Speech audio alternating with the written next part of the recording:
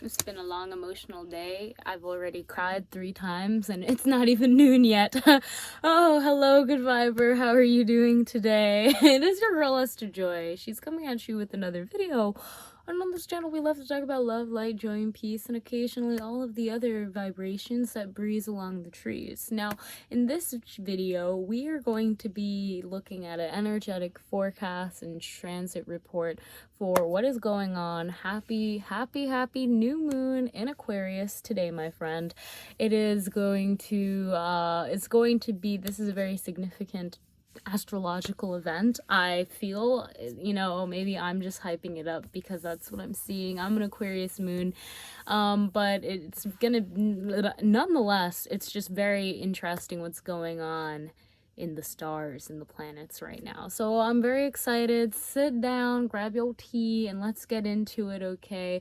And I just wanted to know, anyone else like feeling emotionally like what the flip-flop is happening? Because that is me, my friend. That is me today. Anyways, with that being said, I'm very excited to tell you and give you a little bit of the tea that I have been very briefly researching and looking for today's astrological transits and what's going on. So yeah, we have our new moon in Aquarius. And this is a wonderful time. All new moons are great times to allow yourself to really set intentions for what you are wanting to welcome into your new lunar cycle. It's a great time to really sit down with a notebook, just like I have one here with the notes on the astrology stuff, and to write down what you are inviting into your life and your reality to feel and experience more of. Yeah, so let's just dive into it because I find that this new moon is very interesting and it's actually pretty important. I have heard that this moon in particular is supposedly going to be affecting us for the next 3 years, and well, 2 years until 2023. I said 3 years. We're not in 2020 anymore. With that being said, be very aware of what you are allowing to invite into your reality during this time. I urge you, good viber, to write down what you are inviting, whether that is one feeling or emotion, or it's a multitude of experiences. Write it down and get specific, okay? That is the cup that you are going to be filling with what you are willing to experience, if that makes any sense. I'm just dropping bars for fun here. All right, so with that being said, we see that in the house of Aquarius, which is the 11th house, which governs all of these beautiful humanitarian communication, technology, innovation, it's all chilling in there. And there are 6 planets in that house. So let me tell you what planets. We got the sun. Okay, I guess the sun is a planet. We got the sun, we got the moon, we got Mercury, we got Venus, we got Jupiter, we got Saturn, all up in there. They're all in the 11th house, my friend. What does that mean? There's a lot. There's a lot that means. So let's just break it down and talk a little bit about each planet and how it's going to possibly be affecting the collective on this scale. So first off, we have the sun and moon in the 11th house. So this is a great, personally, I see this as a time where people and their identification with their shadow and light side now have a time where they are at high contrast. What does that mean? Well, when we are looking at the 11th house and we see that it is governing a lot of these social groups and circles and communication and activism and innovation around transportation, we see that we might get more clarity on, how we've been communicating, how other groups are communicating, how we have been traveling, whether that be in the astral realms to whether that be to your commute to work. These aspects are, I'm assuming, going to be very contrasted. You're going to be able to see them ever more clearly, okay, with having the sun and moon both in the same house. And then when you look at Venus and Mercury, we have another beautiful, and I'm doing like 2 at a time out here, Venus, Mercury. We see that Venus is this beautiful planet of, I almost associate it with aesthetics and this overall beauty. And we have Mercury, which is all about communication, and that's great because it's in this planetary house, which is, I said planetary house, but it's in this house that's really all about innovation and how to connect humans with humans, solving those bigger issues and really addressing them. So I'm seeing that there's going to be some very beautiful communication happening. There's also going to be a lot more applications and solutions for communication when it comes to creating your communities. And you can see that with the expansion of apps like Clubhouse and other kind of podcast apps that are popping up to connect people of certain groups and interests together to allow themselves to really be able to create a community and cultivate this very beautiful, innovative group that can actively do what they want to do. Okay, so that's kind of what I'm seeing. And the last two planets we have in the 11th house are Jupiter and Saturn, and we already know that Jupiter and Saturn in a way are very opposite, because we have Saturn, which is super rigid, and then we have Jupiter, which is all about expansion. And when they're together, we always get this extreme either expansion, explosion, or extreme constriction, depending on how that individual looks at the situation that is being brought them. But with this all being in the 11th house, I'm getting that there are, as you can see, there are restrictions in that kind of expression of communication happening, as well as many expansions wherein people are innovating and creating new devices and technological advancements to assist in the communication, which is playing such a big role right now. Communication, communities, and social activism are all being very much highlighted, as well as transportation during this cycle. So with that being said, this is all very cool. What does this mean for you when you're writing down what you are inviting with this new moon? Please keep in mind how you are communicating with other people, what kind of community you want to be a part of, and how you want to contribute to that community. What areas of life do you want to expand in, and where are you feeling kind of held back? We're going to talk a little bit about the second house, because there's a couple interesting things happening in the second house as well that might assist you when you're writing your new moon intentions of what you're inviting. I found it really interesting. The second house is all about our material possessions, if you will, and we have 3 planets in the second house. We have Mars, Lilith, and Uranus. So with this being said, these planets are very much about instinctual impulses that we get as a form of higher guidance, or sometimes from a very primal nature. So with this all being in the first house, there is almost a survival feeling around our material possessions in the physical realm. Take that as you will.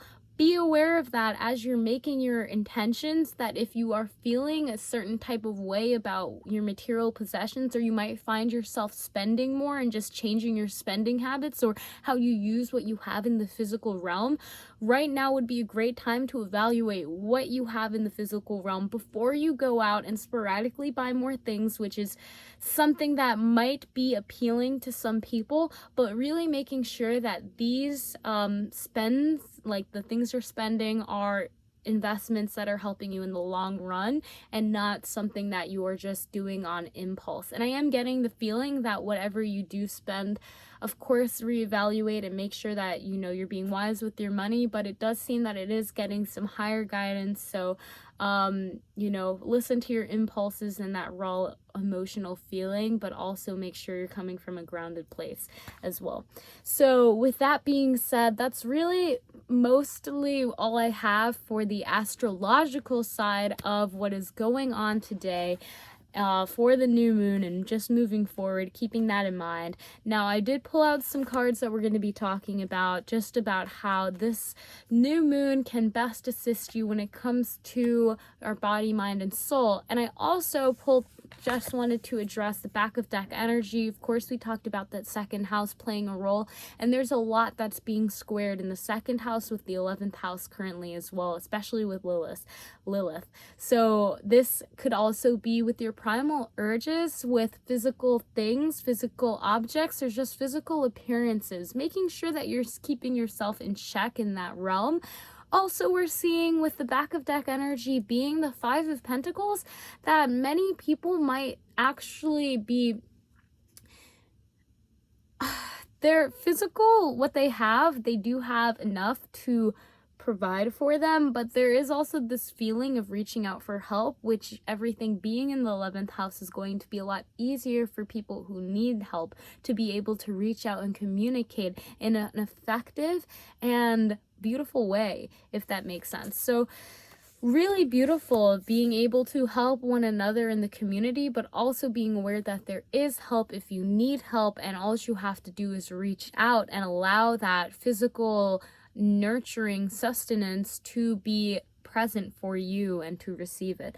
So now we're going to look a little bit, we have for the mind, how the mind is being affected by this beautiful new moon in Aquarius. We have Judgment number 20, and this is very interesting. I'm seeing that there's going to be a lot of clarity. I see that a lot of communities are going to be there's going to be a lot more communities that come to see the other side of people's views that were once, maybe an opposition. There's going to be a lot more clarity, a lot more understanding of where the other group of people are coming from. That's definitely something I'm seeing with this card, Judgment, here.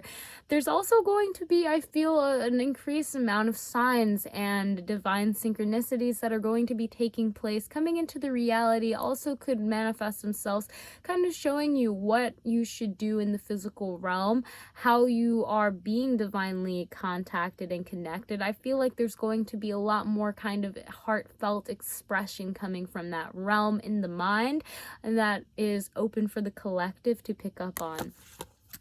So when we look at our body, we see that with the Fool in reverse, quite frankly, we need to be aware if we are draining ourselves or running on an empty tank. We need to be aware if we are jumping headfirst into something without really reevaluating what is going on. We need to understand that perhaps it is good to sit down and to allow yourself to think, but overall, that is not what the collective might be feeling right now. They might be going headfirst into a lot of projects, I'm getting, a lot of physical adventures, and when we see with all of the planets that are in the second house, Lilith, Mercury, Mars, and Uranus, we see that there is a sporadic kind of change happening.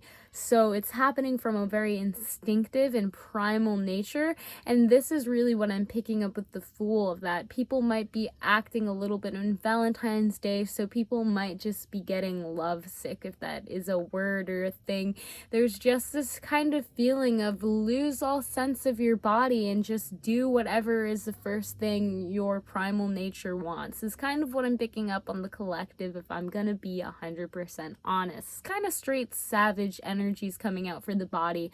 But with this being said, make sure that you're aware of your body. I feel a lot of people are going to be pushing themselves to that physical limit. That could be physically with their body. This could be also financially, or with any kind of business ventures. This could be with possessions. Literally, that's really what I'm picking up here, is that they are pushing themselves off that cliff, and this is great for growth in the physical. Just be aware and make sure that you're being gentle with yourself as you progress in this kind of expansion that is happening. So the last card is the Three of Cups coming out for soul, and I think this goes back to soul family, soul connection, soul ties. We see so much in the 11th house has to do with that connection of one individual to another individual, being able to identify as a larger group or a larger meaning behind their movements and actions. So there's going to be a lot more calling for community and a lot more, I want to say communication on both sides. Again, with the constrictions, we might have a lot more secret gatherings going on during this time where the souls are really meeting together. Maybe not even the physical body, but the physical body is soon to follow. I'm really getting with the other two cards. So with this being said, there definitely seems to be a lot more connection with soul families, soul tribes, soul groups. So I'm like salivating because I'm so excited. But do definitely be aware and look out for that. I already know. I see you, soul fam. I love you.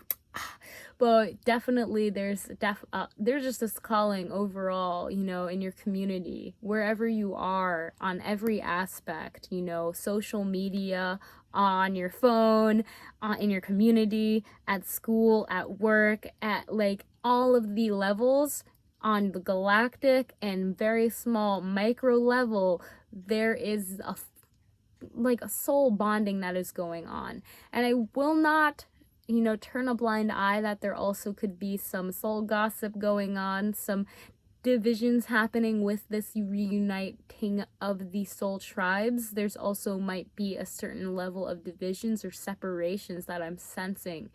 Of course, take this as you will and how it resonates. Even saying that, I'm like, all things in divine order and timing. And without further ado, if you like this video, press that thumbs up right now so I know so. Make sure that you're writing your intentions of what you are inviting in to experience or feel more of for this new moon and the lunar cycle that is coming among us. I'm so thankful again to be able to connect with you. I'm still learning a lot about astrology and everything. So my friend, if you have anything you'd like to add, please feel free in the comments down below. I really, really, really appreciate it, and I would love to know your input on literally anything discussed in this video. I will see you in the next video. Have an amazing day. Namaste.